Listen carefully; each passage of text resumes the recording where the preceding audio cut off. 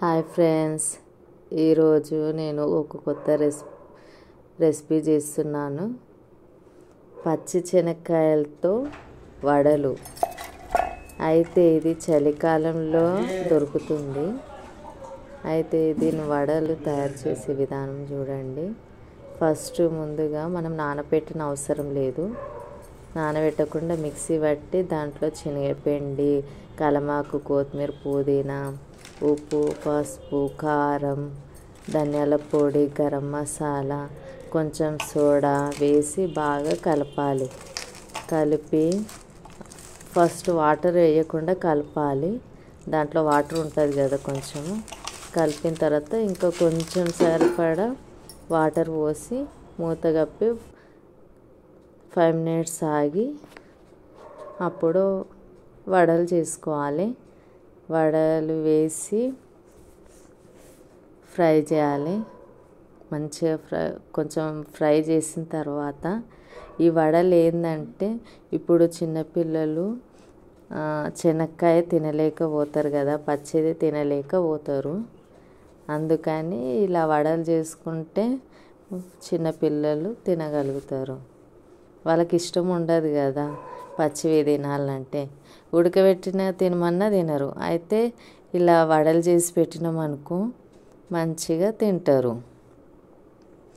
మంచిగా కొంచెం తీసి పక్కన పెట్టాలి. వడలు వేగిన తర్వాత మళ్ళీ ఇంకొకసారి వడలు వేసిన తర్వాత ముందు చేసి పెట్టుకుని మళ్ళీ ఇంకోసారి వేసి ఇంకొంచెం క్రిస్పీగా అయ్యేటట్టు వేగనివ్వాలి. వేగనిచ్చి ఒక ప్లేట్లోకి ట్రాన్స్ఫర్ చేసుకోవాలి. అయితే మా కొడుకు ఏం చేసిండంటే, మా రాజుగారు మమ్మీ ఈసారి వడలకి హోల్ పెట్టవా మమ్మీ, హోల్ పెట్టిన వడలు చేయవా మమ్మీ అని అన్నాడు. అంటుంటే సరేలేరా, నీకు నచ్చినట్టు చేస్తా అని వడలకి హోల్ పెట్టి చేసి అవి కూడా ఒక 5-6 చేసి మంచిగా కాలనిచ్చాను. ఇట్లా కూడా చేసుకోవచ్చు, హోల్ పెట్టి కూడా చేసుకోవచ్చు. వడలు మస్తు టేస్టీ ఉంటాయి. చలికాలంలోనే వస్తుంది శనక్కాయ. దీనిని హరిబూట్ అని కూడా అంటారు. హిందీలో హరిబూట్ అంటారు, తెలుగులో అయితే పచ్చి శనక్కాయ. బాగా టేస్ట్ ఉంటాయి ఇలాంటివి. అయితే సీజన్లో వస్తాయి కదా.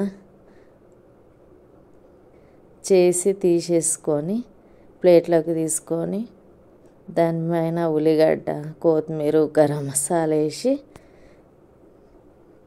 డెకరేట్ చేయాలి. మా రాజుగారు ఏం చేసారు, తొందర ఎక్కువ కదా పిల్లలకి, అది తీసుకొని చించి మళ్ళీ లేచి నేను తింటా అంటుండు. సరే తీసుకొని తిను అని ఇచ్చిన. అయితే నేను తింటుంటే నాతోటి ఫైటింగ్ చేస్తుండు. నేను తింటా అని. కానీ భలే వచ్చినాయి. మీరు కూడా ట్రై చేయండి. ఎలా వచ్చినాయో కామెంట్ కూడా చేయండి.